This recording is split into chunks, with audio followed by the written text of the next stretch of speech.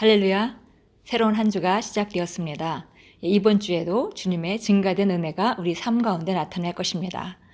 주님의 증가된 은혜를 나타내기 위해서 우리가 붙잡아야 하는 것은 진리이신 하나님의 말씀입니다. 하나님의 말씀이 우리를 조명해서 더 높은 차원의 계시를 우리가 받을 수 있고, 또 하나님의 말씀을 선택한다면 우리 삶은 그만큼 변할 수밖에 없습니다. 오늘은 5월 18일 월요일이고요. 그리고 오늘 우리가 나누는 말씀의 제목은 예수님이 모든 것의 주님이 아니라면 그분은 주님이 아닙니다 라는 제목입니다. 언뜻 읽기에 좀 복잡한 것 같지만 예수님이 주님이라는 얘기는 모든 분야의 주님이셔야 된다. 그렇지 않다면은 여러분이 주님이라고 말하는 것은 합당하지 않다. 이런 이제 의미가 되겠습니다. 사도행전 10장 36절 읽겠습니다. 만유의 주 되신 예수 그리스도로 말미암아 화평의 복음을 전하사 이스라엘 자손들에게 보내신 말씀. 그 뒷부분에 가로치고 그는 모든 것에 주시라는 부분이 쓰여져야 되는데 그 성경 구절이 좀 빠졌습니다. 그는 모든 것에 주시라. 한 사람이 그리스도께 자신의 삶을 드렸음에도 그는 여전히 마귀에게 시달리고 있었습니다. 그는 주님께 이렇게 불평했습니다. 제 집에서 주님과 함께 한다면 아무 문제도 없을 줄 알았어요. 그에 대한 응답으로 주님은 그 남자에게 한 장면을 보여주셨습니다.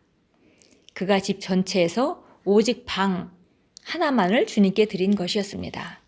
하나님은 그 방에 계셨고 마귀가 집에 들어와 남자와 싸우고 그에게 상처를 입혔습니다. 그 남자가 이것에 대해 생각해 보고는 이렇게 말했습니다. 좋습니다, 주님. 그럼 제가 방을 3개 더 드리겠습니다. 그날 밤 마귀가 다시 찾아와서 그를 괴롭혔습니다. 남자는 하나님께 화가 났습니다. 그는 화가 난 채로 하나님께 물었습니다. 제가 방을 4개나 드렸는데도 당신은 여전히 마귀가 집에 들어올 수 있게 두셨습니다. 제가 뭘 더 해야 하나요?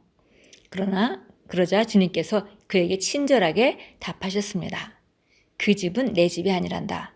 너는 나에게 너의 집에 있는 방 4개를 주었고 마귀는 그 방들 중에는 어떤 방에도 들어올 수 없단다. 결국 그 남자는 메시지를 이해하고 말했습니다. 네 주님, 당신께 집 전체를 드립니다. 이 집은 이제 모두 당신 것입니다.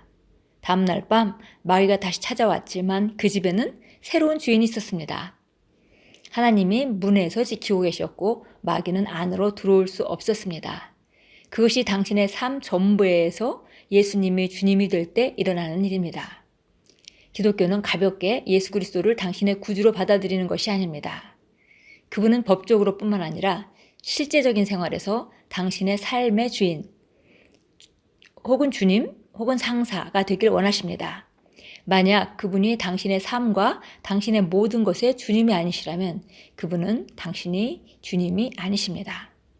그분은 누가복음 9장 23절에서 다음과 같이 말씀하셨습니다.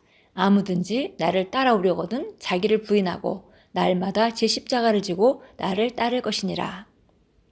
오늘날 이 구절은 대개 세상이 우리에게 주는 박해나 조롱, 괴롭힘, 비난을 견디는 것으로 해석됩니다.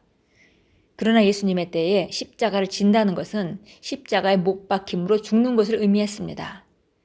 그분이 다음 구절에서 말씀하신 것으로 명확하게 알 수 있습니다. 누구든지 제 목숨을 구원코자 하면 잃을 것이요 누구든지 나를 위하여 제 목숨을 잃으면 구원하리라. 진실로 성별된 기독교는 변덕스럽고 가벼운 관계가 아니라 그리스도와 그분의 일에 대한 철저한 헌신입니다. 당신은 그분께 자신의 모든 것을 드리고 그분을 위해 전적으로 진정하게 살아야 합니다. 할렐루야. 그리스도인들이 초대교회 때 예수를 믿는 것은 많은 희생을 각오하는 것이고, 그리고 그럼에도 불구하고 나는 주님을 선택하는, 핍박에도 불구하고 예수님을 주님으로 선택하는 그런 과정들을 거쳤습니다. 그러나 지금 현 시대에 사는 우리들은 대부분의 경우 그런 철저한 어떤 헌신으로부터 시작했다기보다는 복음이 문지방이 너무 낮게 내려와서 정말 영접만 하면 구원받는다, 그리고 이렇게 좋은 삶이 있다, 이런 쪽으로 복음이 많이 제시되었기 때문에 많은 그리스도인들이 그런 헌신 면에서 굉장히 아직 그 해결할 것을 해결하지 못하고 있는 것이 너무나 많은 것을 봅니다. 그래서 여기 오늘 크리스 목사님 하시는 말씀은 예수님이 주님이라는 것은 모든 분야의 주님이어야 하는 것이다. 예, 그래서 어떤 부분만 내어드리고 어떤 부분은 또 내어드리지 않고 한다면은 그분은 당신의 진정한 주님이 아니다라고 지금 말씀하고 계십니다. 그래서 어떤 남자 이야기를 했죠. 그래서 정말 집을 모두 내어드린다면은 그것은 우리는 뭔가 빼앗기시는 것이 아니라 결국은 하나님께 맡기는 것이고 하나님은 그 모든 것을 다스리시고 그렇게 선하시고 신실하신 분이 내 삶의 전부를 관여하고 계시고 돌보고 계시다는 이제 결과를 우리가 갖게 되는 것이죠. 예, 그래서 여기 십자가를 진다는 것에 대해서 얘기했습니다.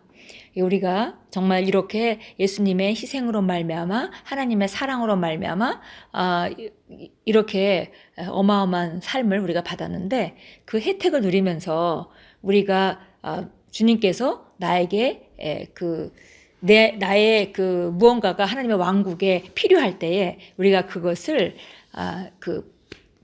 어떤 불편함이나 우리 쪽에서 어떤 희생이 요구된다 할지라도 그것을 하는 것이 마땅한 것이죠.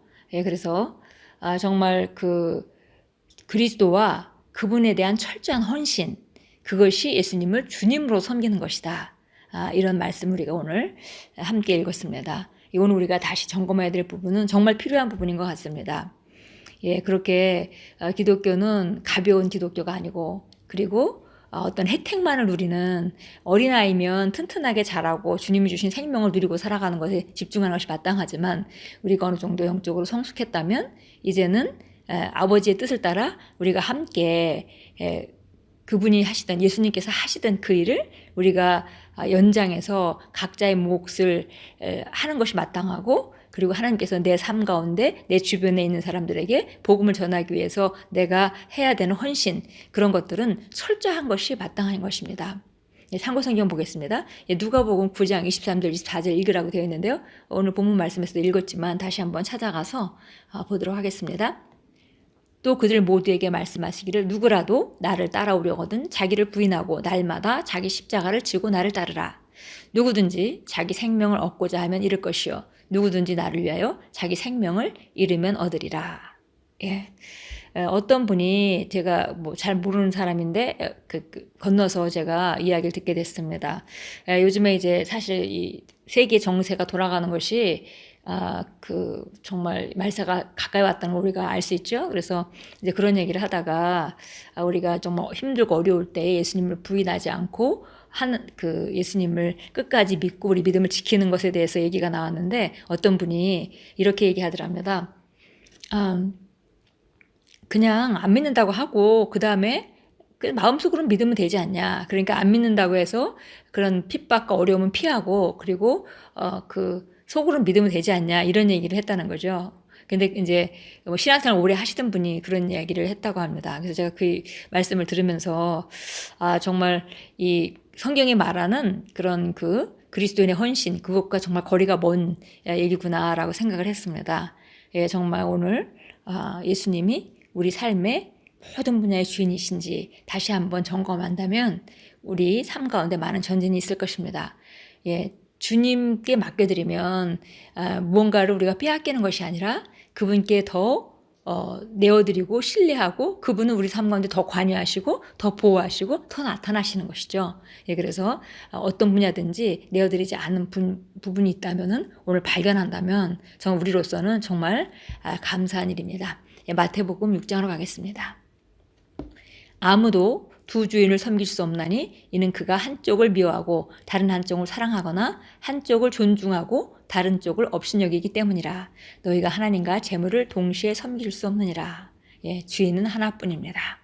예, 우리가 여기서 특별히 세상의 모든 사람들은 재물을 섬기고 있죠. 그래서 여기서는 예수님께서 재물과 하나님을 동시에 섬길 수 없다라고 말했습니다. 그러니까 주인은 하나뿐인 것입니다.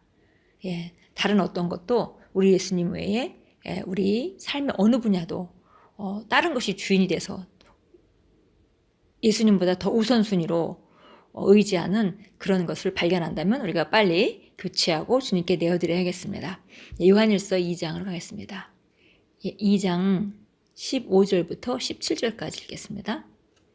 세상도 세상에 있는 것들도 사랑하지 말라. 누구든지 세상을 사랑하면 아버지의 사랑이 그 안에 있지 아니하니 이는 세상에 있는 모든 것이 육신의 정욕과 안목의 정욕과 생의 자랑이요 아버지께 속한 것이 아니라 세상에 속한 것이기 때문이라. 세상도 세상의 정욕도 사라지지만 하나님의 뜻을 행하는 자는 영원히 거하느니라. 예, 지금 요한 사도가 지금 그 청년들에게 말하고 있습니다. 예, 보니까 여기 아비들에 대해서도 얘기하고 어린이에 대해서도 얘기하고 청년에게 대해서도 말하면서 청년에게 내가 너희가 이것을 쓴 것은 너희가 굳세고 하나님 말씀이 너희 안에 거하며 너희가 악한 자를 이겼기 때문이라. 예, 그래서 이미 이 청년, 영적인 청년의 위치에 있는 사람들은 믿음이라는 걸 알고 믿음을 경험해서 그 믿음의 혜택도 보았고 믿음을 발휘하는 것도 보았고, 그런데 너는 이제 그 믿음을 가지고 무엇을 위해 살래라고 지금 말하고 있는 것이죠. 세상도 세상에 있는 것들도 사랑하지 말라. 그런 거를 그 믿음으로 그런 것만을 추구하고 살아서는 안 된다라고 얘기합니다.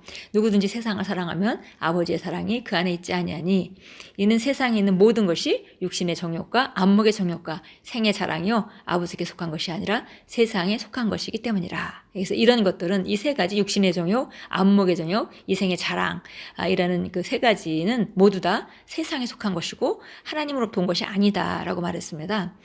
예, 그래서 여기 확대 번역본으로 보라고 되어 있는데 육신의 정욕을 갖다가 감각을 따라 갈망하는 것이라고 또 보충 설명을 했고요. 안목의 정욕에 따라 정욕은 그 욕심 있는 생각을 따라다니는 것, 욕심 있는 생각을 그 추구하고 따라다니는 것이라고 표현했고, 이생의 자랑은 그 세상에 있는 어떤 것을 의지하는 것, 그리고 그것으로 말미암아 확신하는 것, 그것이라고 했습니다. 그래서 이런 것들은 바로 우리가 그 감각을 따라서 갈망하는 것, 혹은 욕심을 가지고 그 생각을 따라다니는 것, 혹은 다른 것을, 하나님이 아닌 다른 것을 의지하는 것, 예, 이런 것들은 세상에 속한 것이고 이것은 다 지나가는 것이다 라고 말했습니다.